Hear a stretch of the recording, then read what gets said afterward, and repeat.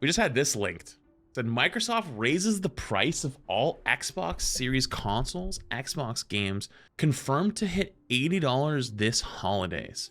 We understand that these changes are challenging. This actually just released this morning on May 1st at 9 a.m. It is 11 a.m. So this is hot off the presses. Xbox is raising prices on Xbox by a lot. In an announcement today, the company said it'll be raising prices on Xbox consoles, controllers, headsets, and some games. The price hike for consoles and accessories kicks in today, May 1st. Chad, does anyone have the article of the Nintendo prices? Can you link me that from like 2 weeks ago? If you have it, I'm just curious. I want to compare some things. And while game prices will stay the same for now, we should expect to see Xbox charging $79.99 for new first-party games around the holiday season. Price increases are taking effect globally, with the exception of headset prices, which are only going up in the US and Canada. I guess it was only a matter of time, and you know what this is going to probably do? This is going to try to be a push people to Game Pass. If you haven't noticed the last few years, Xbox has done a lot of heavy lifting to push mainstream titles into Game Pass on launch. The reason for that being is a subscription-based model is predictable, and you don't have to rely on hype cycles. So for example, right, Call of Duty every year, let's say, sells 1 million copies, right? Every holiday season, when Call of Duty comes out, you get a big boost in sales from 1 million Call of Duty sold, right? That's great. But if the Call of Duty flops, or if it doesn't do that well, or whatever, right? Like, or other games that come out throughout the year, you never know what's going to go on. But you know what you can predict? You can predict $20 a month every month for the whole year. It's better for companies, in this case Microsoft, to have that because they can confidently go to investors and be like, next quarter we are projected to raise revenue by 3% because everyone's buying Game Pass and we know that they're using Game Pass. And it's also, especially right now, easier for a person to pay $20 a month for a bunch of games than to pay $80 once for a single game. And so it's becoming, yeah, it's like a rent economy, you're right.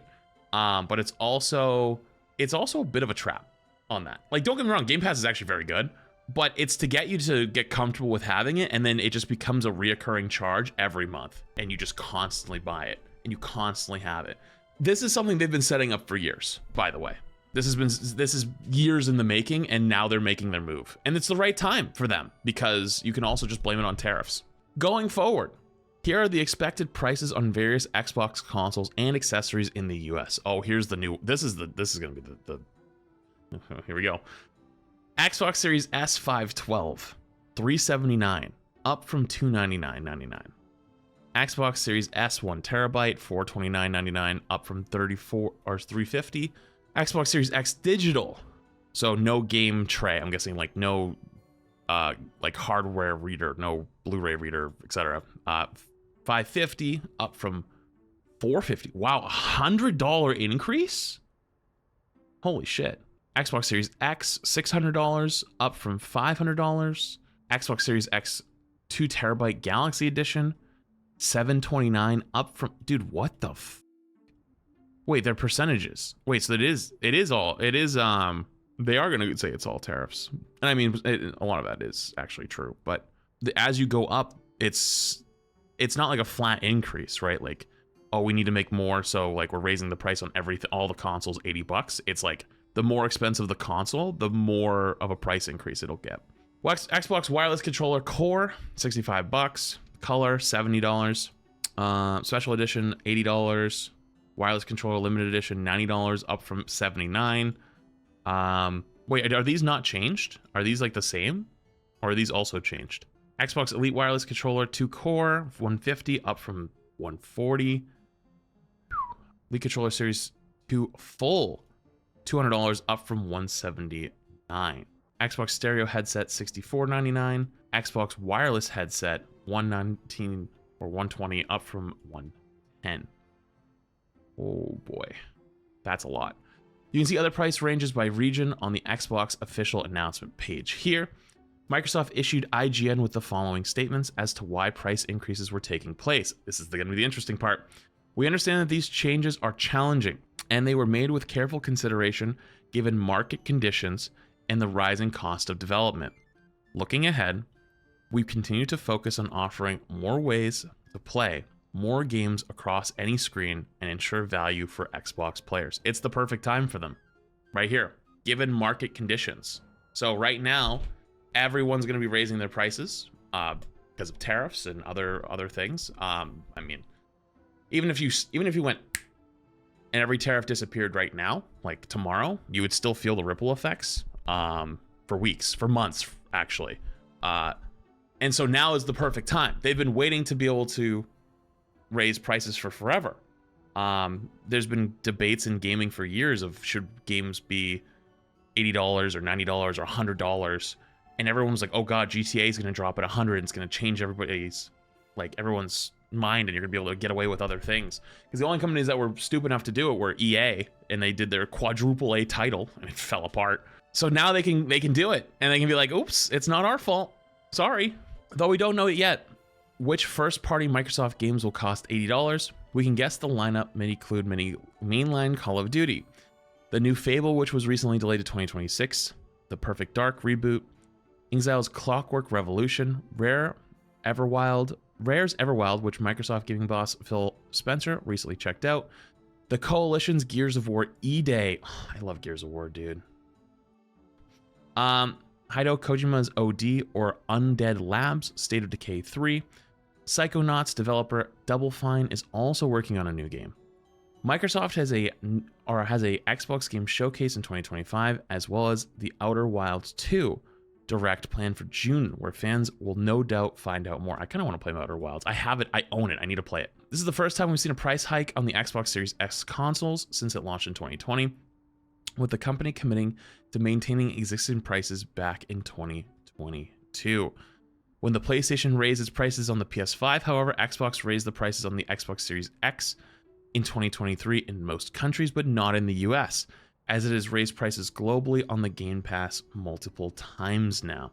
Astonishing as the amount of these prices are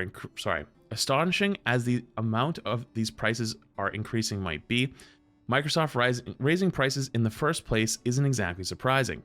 PlayStation did the exact thing in UK, Europe, Australia, and New Zealand just last week for the second time in 3 years.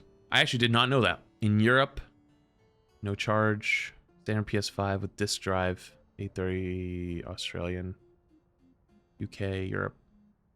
Oh, so yeah, there's no US increase, but these are the ones for, I don't know what the base price was for these ones. So to be honest with you, that doesn't mean a whole lot for me. Because I also don't know what all the conversion rates are. I have an idea, but not fully fleshed out.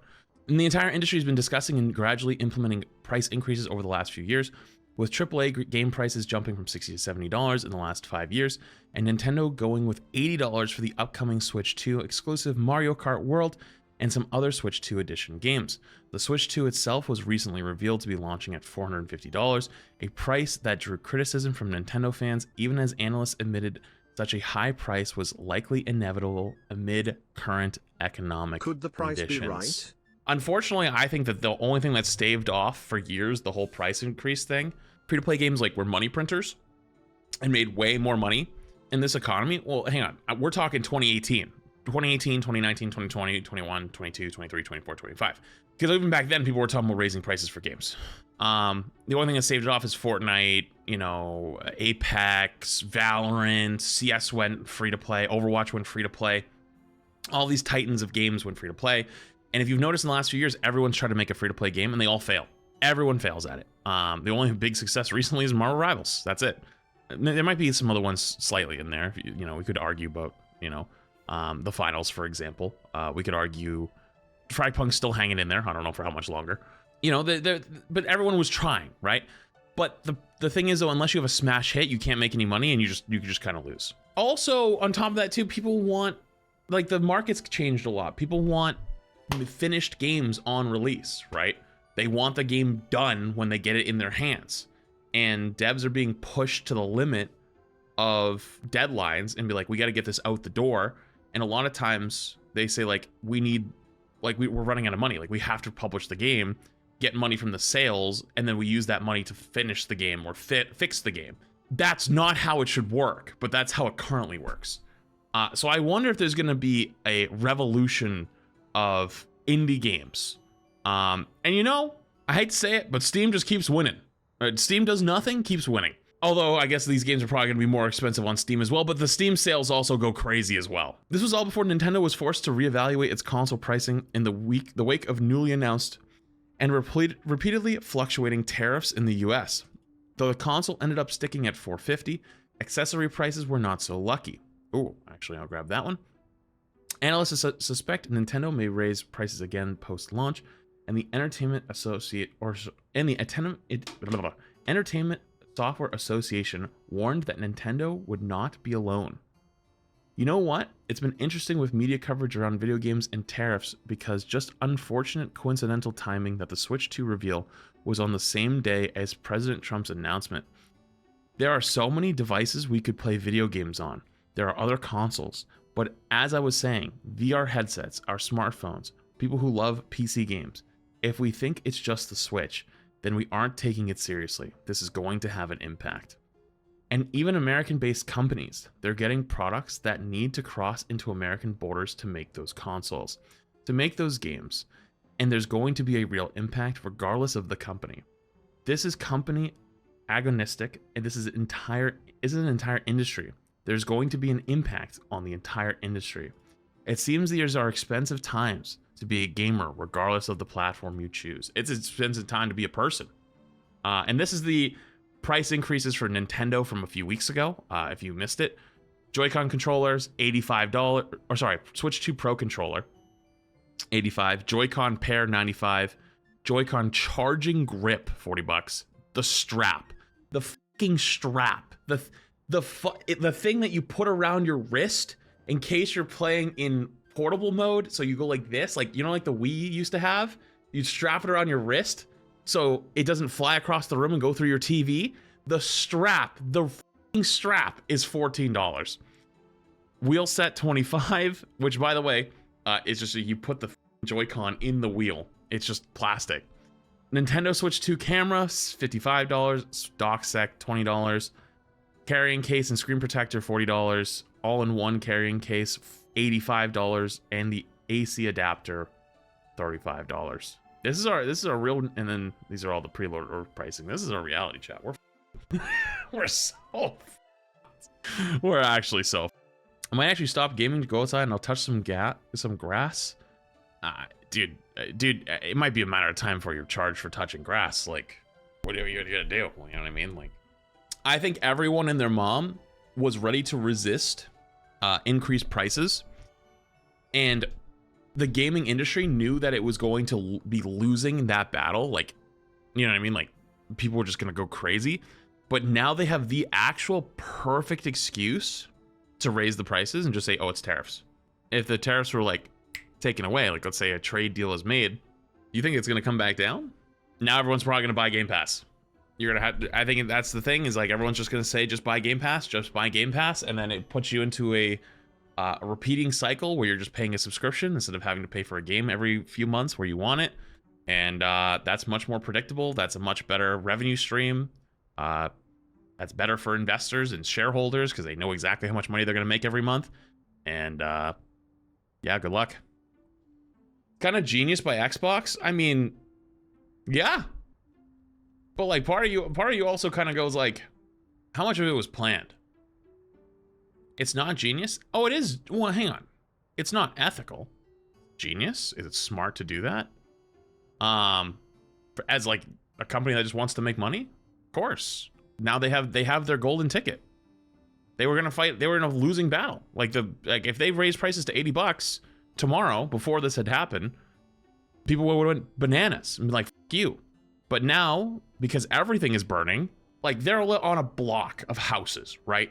And like their one house, if their house got set on fire, everyone looks at the house and notices it, right? But if the whole fucking block's on fire, then nobody notices the one individual house.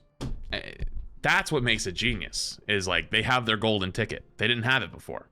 Although I agree, genius is probably not the correct word, but like, are we just arguing semantics at that point? You guys, you kind of know you know the point that's being made, right? So I guess it is what it is. Not much we can do about it, but it's still Still fucked. Opportunity. Yeah, I guess it is more capitalizing on opportunity. We're still cooked though.